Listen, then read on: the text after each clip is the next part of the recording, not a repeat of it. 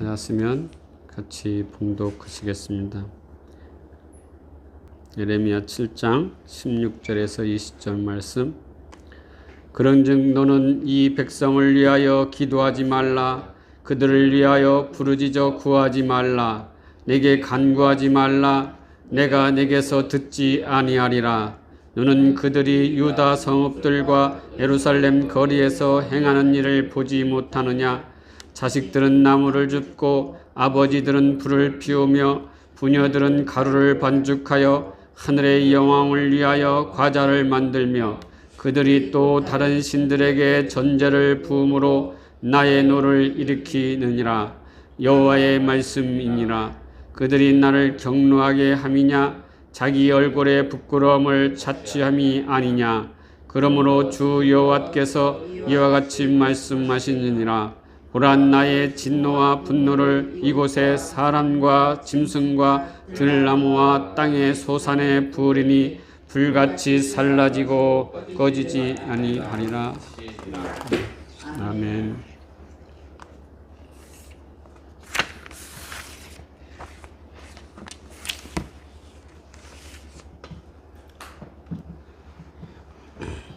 지난주에는 형식적 예배를 드리는 교회에 대해서 책망하시는 하나님의 말씀을 나누었습니다.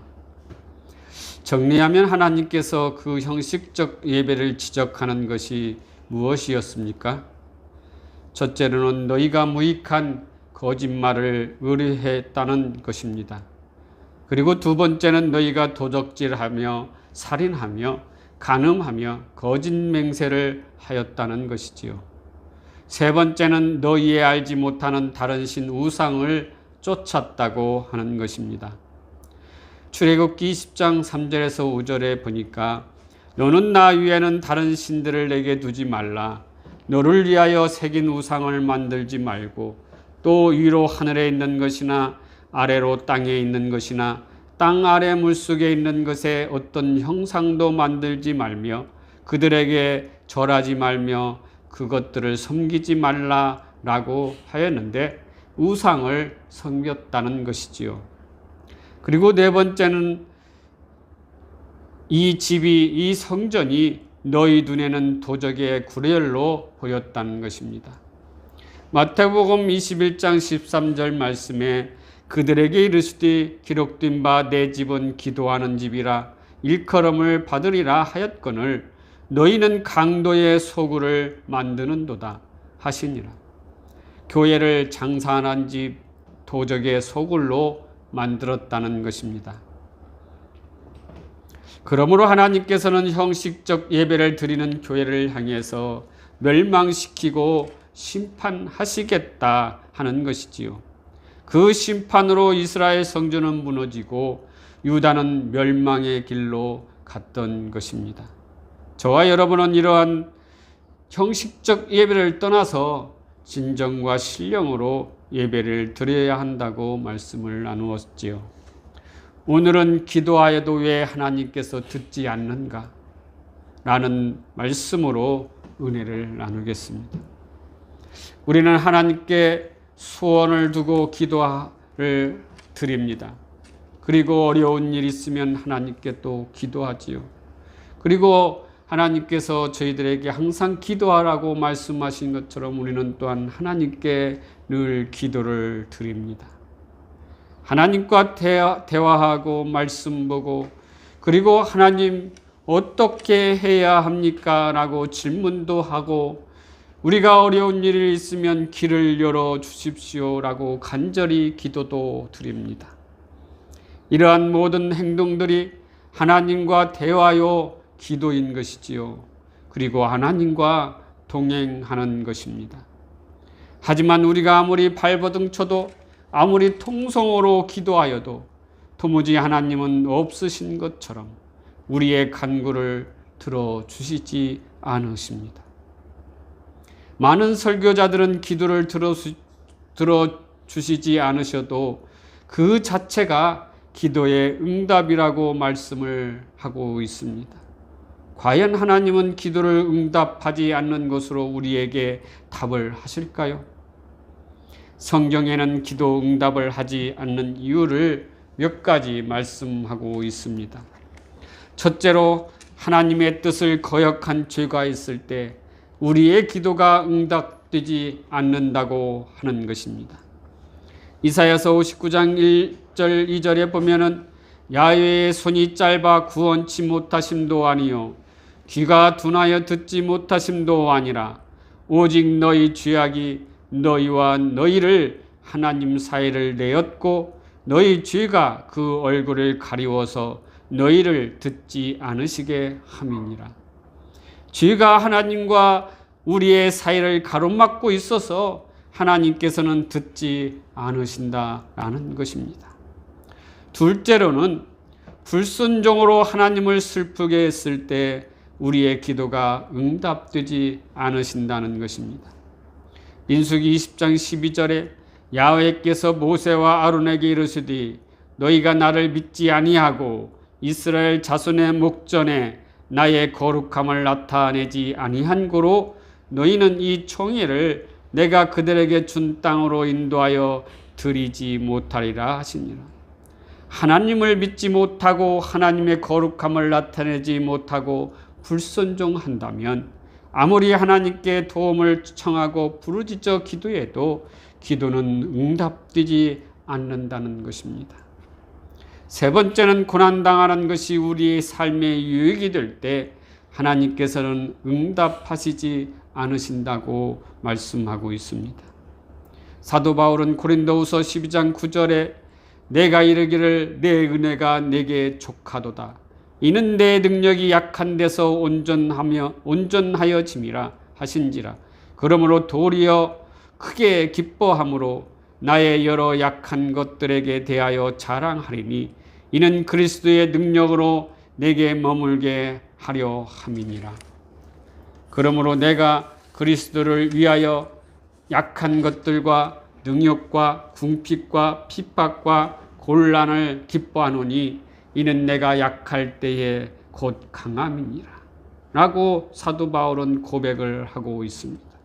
하나님께서는 고난이 더 큰 유익을 가져다 줄 때 하나님은 그 고난을 없애버리지 않으십니다.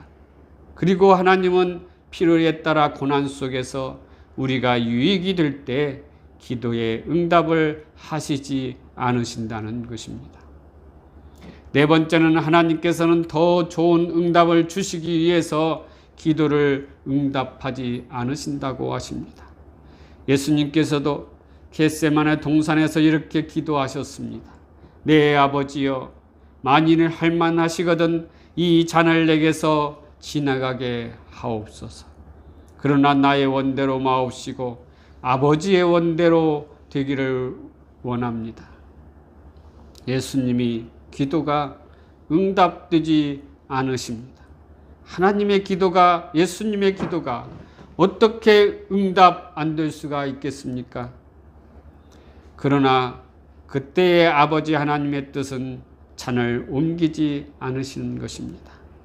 예수님께서는 그 잔을 마시고 십자가에 못 박혀 몸을 찢고 비참한 고통을 당하고 돌아가셨지만 3일 만에 부활하사 만왕의 왕, 만주의 주가 되시고 어떤 사람이든 예수님을 믿으면 구원받을 수 있는 은총의 길을 열어 놓으셨습니다. 더 위대한 응답과 은총을 위해 하나님께서는 하나님의 아들이신 예수 그리스도의 기도조차도 즉시 응답하지 않으셨습니다. 우리는 하나님께 기도한 후 응답이 손에 잡히지 않을 때 하나님께서 더 나은 응답을 주시기 위해 기도 응답을 보류하고 계신다는 것입니다. 다섯 번째는 잘못된 동기로 구하는 것은 기도 응답을 하지 않으신다는 것입니다. 야고보서 4장 3절에 구하여도 받지 못함은 정욕으로 쓰려고 잘못 구함이니라. 야고보의 어머니가 그 아들 야고보와 요한을 데리고 예수님께 찾아왔습니다. 그리고는 예수님께 하늘나라에서 자신의 아들들을 예수님의 좌우편에 각각 세워달라고 간청을 했습니다. 예수님은 야고보의 어머니의 간청에 응답하지 않으셨습니다. 탐욕으로 구하는 자는 주님께서 응답하지 않으시기 때문입니다. 동기가 바르지 못하면 기도의 응답이 오지 않습니다. 우리가 탐욕이 동기가 되어서 기도하면 응답받지 못한다고 하는 것이지요. 여섯 번째는 믿음으로 구하지 않으면 응답받지 못하는 것입니다. 야고보서 1장 6절과 8절에 오직 믿음으로 구하고 조금도 의심하지 말라. 의심하는 자는 바람에 밀려 요동하는 물결 같으니 이런 사람이 무엇이든지 죽게 얻기를 생각하지 말라. 두 마음을 품어 모든 일에 정함이 없는 자로다 라고 말씀하고 있습니다. 이처럼 우리가 기도 응답을 받지 못하는 것은 믿음으로 구하지 않기 때문이라고 하는 것입니다. 이와 같이 하나님께서는 기도 응답하지 않는 이유를 말씀하고 있습니다. 예레미야 선지자를 통하여도 또한 말씀하고 있지요. 오늘 본문 16절을 보시면 하나님께서는 너의 기도를 듣지 않는다고 하십니다. 그리고 아예 기도도 하지 말라고 하십니다. 다시 한번 읽어보겠습니다. 16절 말씀. 그런즉 너는 이 백성을 위하여 기도하지 말라. 그들을 위하여 부르짖어 구하지 말라. 내게 간구하지 말라. 내가 내게서 듣지 아니하리라. 왜 하나님은 이렇게 너는 이 백성들을 위해서 기도하지 말라고 하셨습니까? 그리고 백성들을 위해 부르짖어 구하지 말라고 하였을까요? 또한 내게 간구하지 말라고 하였습니까? 그러면서 내가 아무리 간구를 하고 부르짖고 기도하여도 내가 듣지 않는다고 하시는 것입니까? 어떠한 잘못을 하였기에, 어떠한 큰 죄를 지었기에 하나님은 이렇게 귀까지 막고 계시는 것입니까? 그 이유를 말씀하고 있습니다. 그것은 하나님을 섬기지 않고 우상 숭배를 행하고 있다는 것입니다. 하나님이 예레미야 보고 유다 백성들이 성읍과 예루살렘 거리에서 행하는 일을 보지 않았느냐 하며 반문하고 있습니다. 그 거리에서 행해지고 있는 우상 숭배의 모습을 보라는 것입니다. 그 거리에서 어떠한 일들이 벌어지고 있었습니까? 18절에 하늘의 황후를 위하여 과자를 만들며 다른 신들에게 전제를 부어서 나를 노하게 만들었다는 것입니다. 여기서 황후는 우상에 대한 호칭으로 바벨론과 아수르에서 숭배되었던 여신 아시타르를 가리키고 있다는 말씀이지요. 유다 백성들은 황후 즉 우상 숭배를 위해서 남녀노소 막론하고 온 가족과 사회 전체가 우상 숭배에 쓰여질 과자를 만들고 형상을 만드는데 자식들은 무엇을 합니까? 나무를 주워다 땔감을 준비하고 있지요. 그리고 아비들은 그것으로 불을 지피며 불을 피우고 있지요. 부녀들은 가루 반죽으로 과자를 만드는데 다 같이 도왔다는 것입니다. 그것이 하나님을 노하게 만들었다는 것입니다. 유다 백성들의 우상 숭배의 모습을 구체적으로 보여주고 지적하고 있는 것입니다. 우상 숭배는 하나님께서 우주 만물의 절대 주권자와 창조주가 되심을 부인하는 행위입니다. 그러므로 우상 숭배는 하나님을 대적하는 악한 행위인 것이지요. 그리고 우상 숭배는 하나님과의 약속을 파괴하는 패역한 행위인 것입니다. 그러므로 유다 백성들은 하나님의 준엄한 심판을 받아서 스스로 자초하며 멸망의 길로 갔던 것입니다. 이와 같이 하나님께서는 예레미야에게 유다를 위한 중보기도를 금지하고 내가 기도를 받지 않겠다고 하시는 것은 백성들이 우상 숭배가 너무도 심각해서 도저히 용서할 수 없었기 때문입니다. 하나님은 이미 유다를 심판하시기로 결정하시고 결론을 내린 상태에서 너희들이 아무리 중보기도를 하고 나에게 부르짖어도 나에게 또한 간구하여도 내가 듣지 않겠다 하시는 것입니다.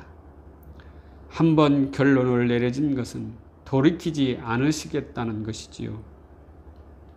그 진노와 분노의 심판은 20절에 사람과 짐승과 들나무와 땅의 소산에 불같이 사라지고 꺼지지 않게 하신다고 말씀하고 있지요.